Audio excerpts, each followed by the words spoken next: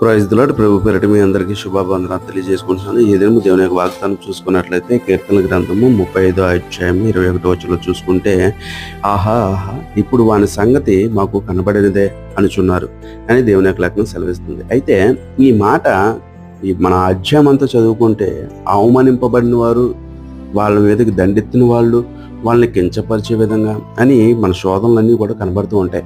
అయితే ఇదే శోధనలో మన జీవితంలో కూడా జరుగుతూ ఉంటాయి. ఎందుకంటే మనం లోకంలో నుంచి వేరే ప్రత్యేకింపబడి దేవుణ్ణి మనం తెలుసుకొని ఎప్పుడైతే మనం వచ్చామో మనకి కూడా అనేక రకాలుగా శోధనలు, వేదనలు, బాధలు కూడా మనకి ఎన్నో జరుగుతూ ఉంటాయి. అయితే ఒకటి, మనం నమ్మిన దేవుడు నమ్మదగిన వాడు. నువ్వు ఏ విశ్వాసంతో అయితే నువ్వు దేవుడిని నమ్మావో, దేవుడు నీ విశ్వాసాన్ని కించపరిచే దేవుడు కాదు. నిన్ను ఉద్ధరించే దేవుడు, నిన్ను కాపాడే దేవుడు, నిన్ను రక్షించే దేవుడు, నీ కన్నీటిని సంతోషంగా నాట్యముగా మార్చగలిగిన దేవుడు. కాబట్టి ఏ విషయంలో భయపడక దేవుని భయభక్తులు కలిగి జీవించు. దేవుడు ఖచ్చితంగా ఆశీర్వదిస్తాడు.